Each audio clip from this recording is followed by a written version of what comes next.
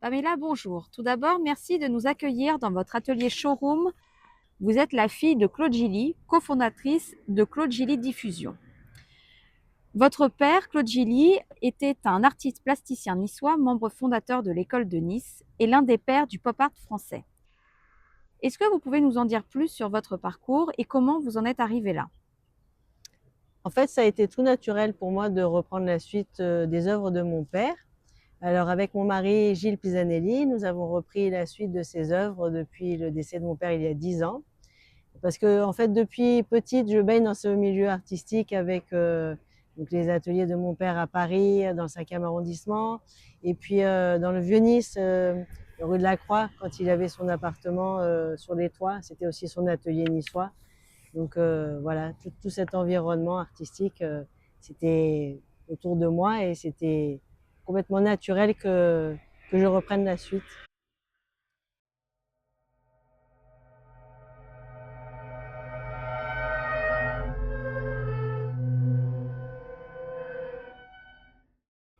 Aujourd'hui, vous co-signez avec l'artiste Éric Garance l'exposition Pop Story Rencontre intemporelle.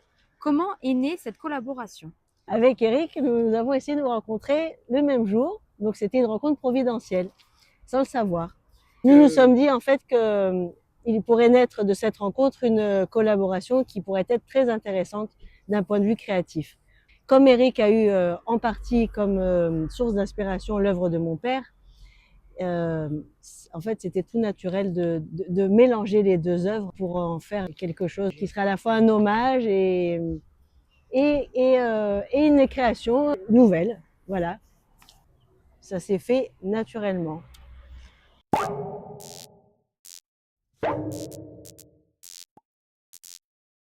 Vous qui avez grandi avec un père artiste avant-gardiste, quel regard portez-vous sur le travail d'Éric Garance et quels sont, selon vous, les liens entre le travail de votre père et celui d'Éric Garance qui font de cette exposition une évidence? Alors, il y a dans la création d'Éric une poésie, une douceur qui s'en dégage. Et on sent l'attachement à sa région, comme mon père. Et il arrive à retranscrire la lumière si particulière de notre région à travers sa palette de couleurs.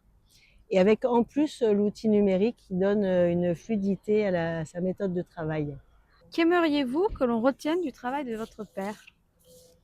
Alors j'aimerais qu'on retienne son avant-gardisme génial, son regard amoureux sur sa région, sa façon d'aborder son époque avec humour et style, parce qu'il avait quand même un petit côté rétro-chic.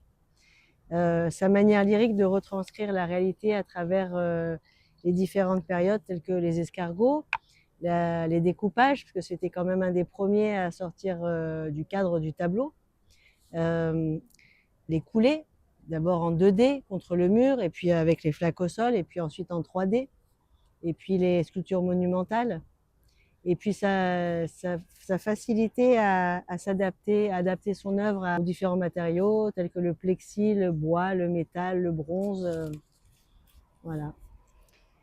Eh bien, merci Pamela pour cet échange. Nous vous souhaitons beaucoup de réussite pour la suite des aventures. Claude Gilly Diffusion. Je vous remercie.